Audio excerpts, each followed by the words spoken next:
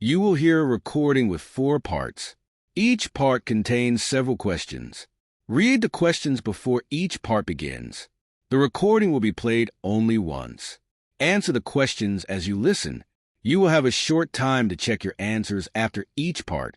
Write your answers clearly on the answer sheet. The entire listening test will take approximately 30 minutes, with an additional 10 minutes to transfer your answers to the answer sheet. Now, go to Section 1. Section 1. You will hear a conversation between an agent at a job placement agency and a client seeking information about job vacancies. You have some time to look at questions 1 to 5.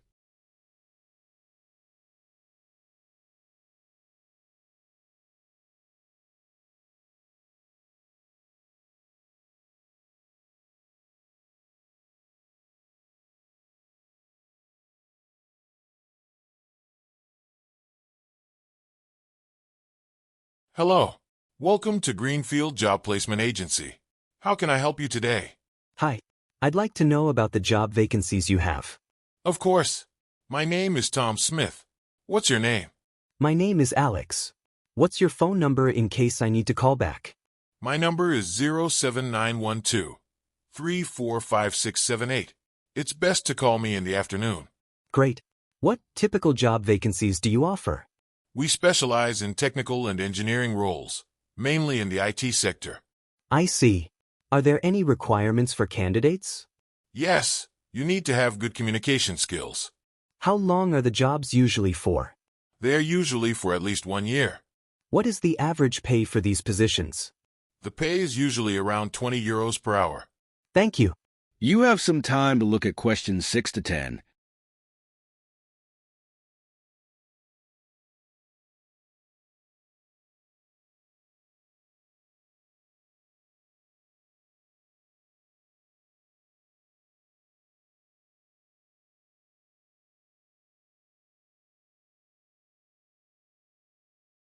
What is the registration process like? You'll need to come to the interview in a suit and bring your CV. Got it. Will there be questions about my work experience? Yes, we will definitely ask about your experience. What are the advantages of using an agency? You will receive feedback after the interview, which will benefit you in the future. Also, we have access to vacancies that are not advertised, and there's less stress involved in applying for jobs. That sounds great. Thank you for the information, Tom. You're welcome, Alex. If you have any more questions, feel free to ask. You will have about 30 seconds to check your answers.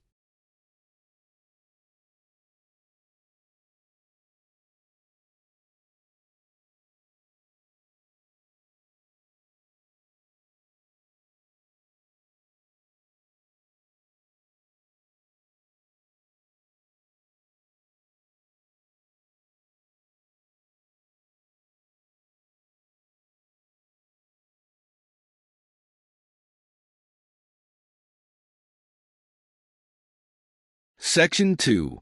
You will hear a conversation between a representative from Matthews Island Holidays and a customer inquiring about holiday packages. You have some time to look at questions 11 to 14.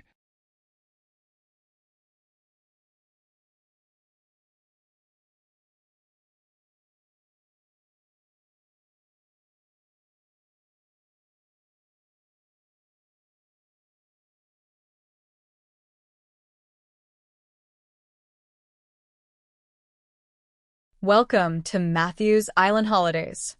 We're excited to share what we offer. Our company has been in business for over 20 years, which means we have a lot of experience compared to most of our competitors. That's impressive. Do you arrange holidays to many destinations? Yes, we arrange holidays to more destinations than most of our competitors, including popular spots like the Isle of Man. Great. Where can I meet the tour manager before we travel? You can meet the tour manager in Hisham before heading to the Isle of Man. Perfect. How many lunches are included in the holiday package? The price of the holiday includes 3 lunches during your stay. That sounds good. Is there anything I need to pay extra for? Yes, if you want to guarantee yourself a larger room, there will be an additional charge. You have some time to look at questions 15 to 20.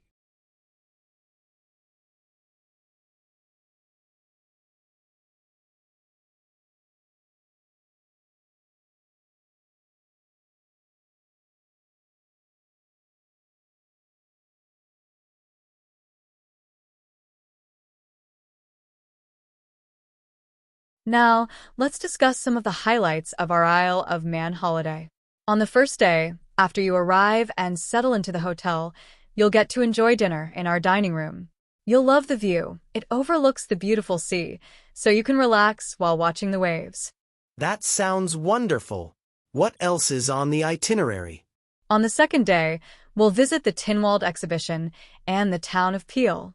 The exhibition explores the history of Tynwald, one of the oldest parliaments in the world, which may have been founded in 979.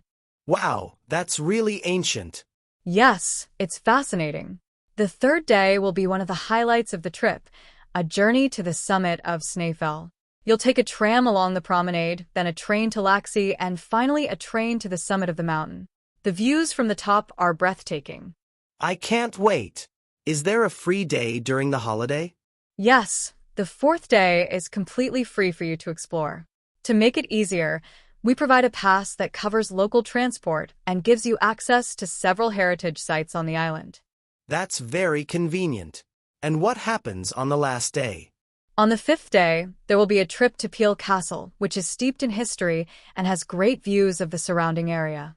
After that, you'll return to the hotel, and on the sixth day, we'll take a ferry back.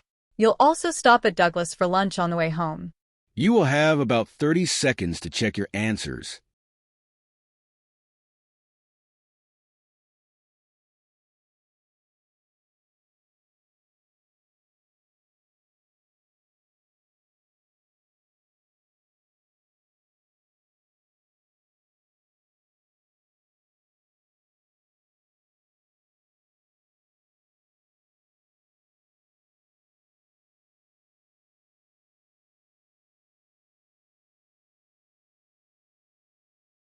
Section 3.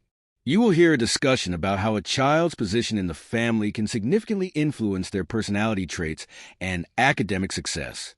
You have some time to look at questions 21 to 26.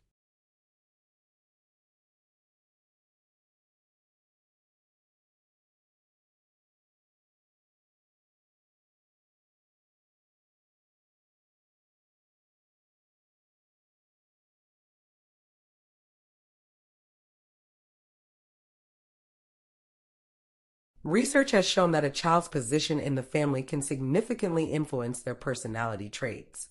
The eldest child often takes on a leadership role and is seen as responsible and mature. They may develop traits such as being organized and competitive, as they often strive to meet their parents' expectations. Middle children are frequently described as adaptable and diplomatic. They learn to negotiate and share, which can make them more cooperative and social. The youngest child is often perceived as fun-loving and outgoing. They tend to be more carefree and may seek attention, as they are used to being the baby of the family. Twins can exhibit unique traits, often sharing a close bond. They may be more competitive with each other, but also develop strong teamwork skills due to their shared experiences. Only children are often characterized as self-reliant and mature for their age. They may also be more accustomed to receiving undivided attention from their parents, which can influence their social interactions. Finally, children with much older siblings may adopt a more mature outlook on life. They often learn from their siblings' experiences and may be more independent and responsible. You have some time to look at questions 27 to 30.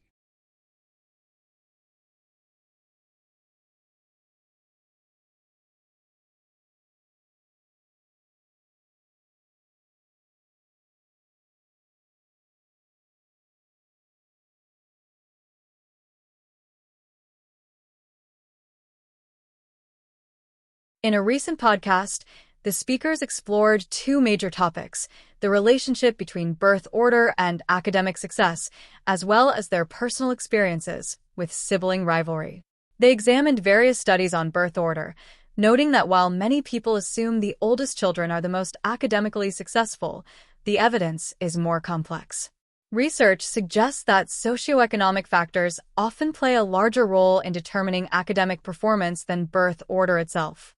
One of the speakers, Sarah, expressed her surprise at the findings regarding the academic achievements of the eldest children. Although these children may benefit from being viewed as role models for their younger siblings, Sarah pointed out that the actual difference in their academic performance is often minimal.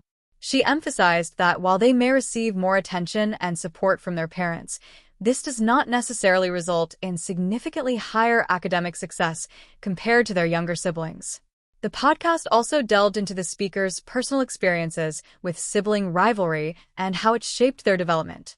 One speaker highlighted that learning to resolve conflicts was a valuable lesson they gained from disagreements with siblings.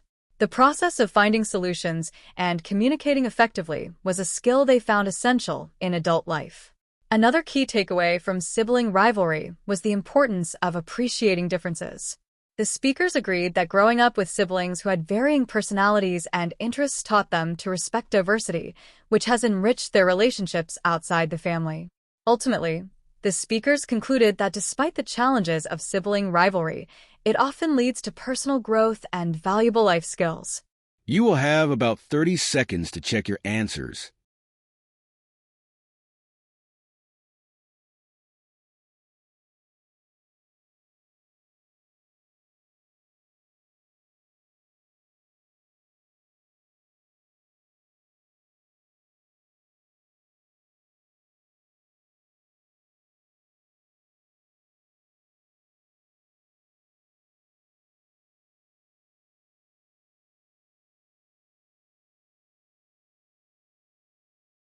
Section 4.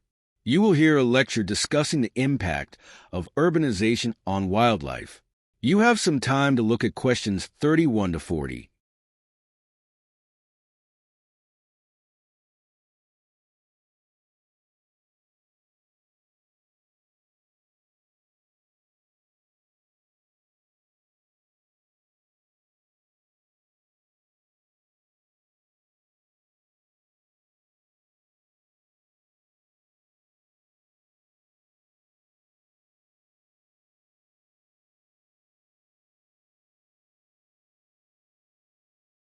In today's lecture, we will explore the impact of urbanization on wildlife.